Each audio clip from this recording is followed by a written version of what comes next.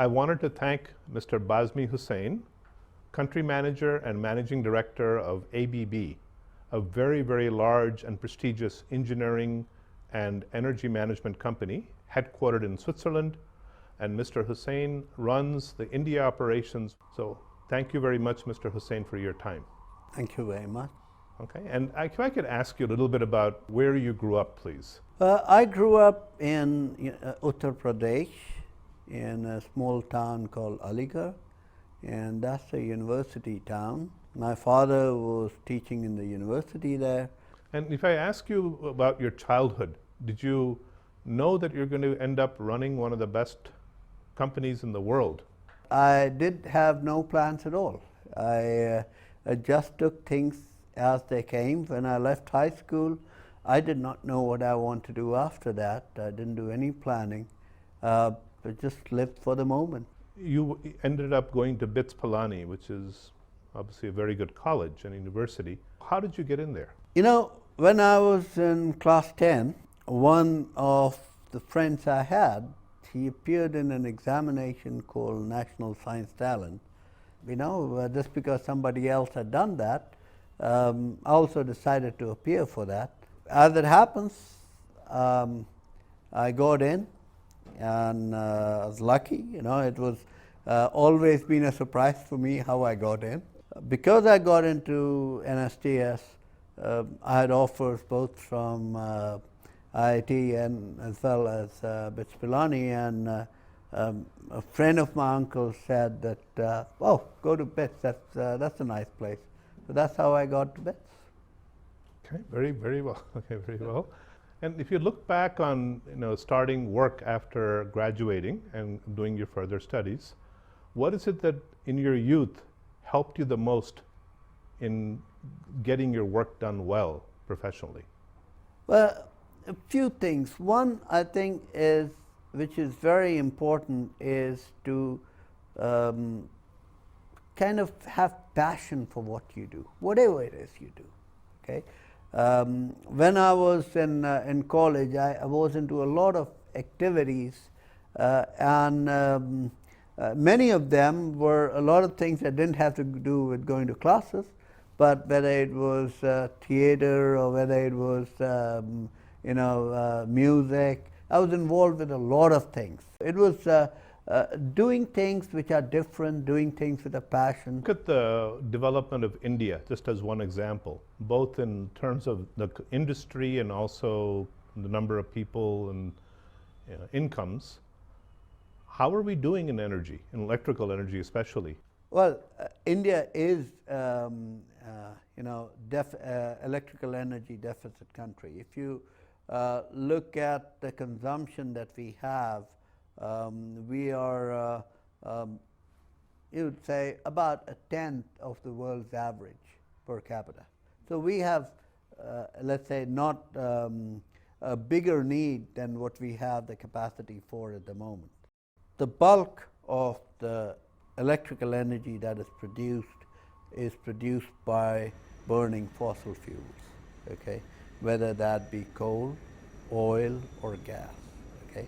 Well over 70% of world's energy comes from, electrical energy comes from these sources. Now, you're converting energy which is there in coal into electrical energy. Typically, in a coal plant, on the average, little over 30% of the energy that is there is converted into electrical energy. A lot of the plants today are very old, and when they were designed, there wasn't enough, let us say, the technology hadn't advanced enough, that you can have more conversion of electricity. What is making the difference today is that electrical energy, while it looks very, very clean when we use it, is in fact the largest and the fastest rising source of CO2 emissions worldwide. What does that mean, CO2 emissions? When you're burning coal, okay, you got hydrocarbons, right? So you have carbon in there, and then you burn it, you're going to produce CO2. And carbon dioxide. Okay. Carbon dioxide. And carbon dioxide is a greenhouse gas. So a lot of debate about climate change is around the fact that what percentage of CO2 is there in the atmosphere. So if I have more carbon dioxide in the atmosphere being burned from coal, the greenhouse effect says something about temperature. Can you please explain that? Well, you think of it this way: as CO2 forms an insulating layer around the Earth. Okay, so during the daytime, when sunlight falls on the Earth, it absorbs it, and during the nighttime, we radiate out the heat. Okay, but when you have an insulating layer around the Earth, then the heat which is there is not radiated out enough. So you have a net increase in the amount of heat that is there on Earth, and that raises the temperature. Why is that bad? It's a very finely tuned balance, our ecosystem. A difference of 1 degree in either direction can cause major shifts in pattern. I think when the whole discussion about climate change is really not about nature as it is about survival of human beings in a changed environment.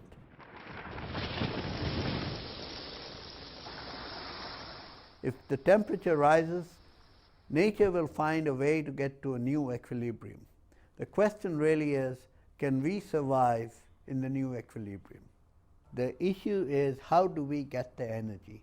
If we get energy by converting the energy which is falling on Earth from the sun, it is one thing. But if we get energy that is by burning coal and burning oil, then it's quite another. Okay, in the former case, in solar energy, the energy is there. Remember, energy as such is neither created nor destroyed. You can just transform it from one to another. Okay? It is the process of conversion, the efficiency of it, and the byproducts of it. Should we be very worried right now about the greenhouse effect and climate change, or is it under control? I think it can be brought under control. But to do that, I think this is a challenge that society faces. When you're looking at energy crisis, there are two dimensions. One is availability of energy for the people who need it. Okay? The second is the impact of making that energy available. All right? I think when we are talking about making the energy available, we have systems in place about supply chain, and commercial systems are in place. But when you're talking about the consequence of the supply, then you are dealing with not a commercial problem, but a societal problem. And I think that's where the basic dilemma is. You're trying to solve a societal problem, but the solution must come from a commercial implication. So it sounds like if I'm a young person wanting to help society, one very direct avenue is to get involved in an effort like yours. Absolutely. And let me just here emphasize on one thing. While the whole debate about renewable energy is very, very important, okay, there is another aspect which I think is equally, if not more important, is the efficiency of consumption. Okay, when you're falling short of something, you either produce more or consume less. Okay, so let's just look at it. What is the efficiency? What's the potential of that efficiency consumption? The biggest potential is not so much of finding new ways to get energy, renewable or otherwise. Okay, and it's also not just renewable, but making current existing power plants more efficient.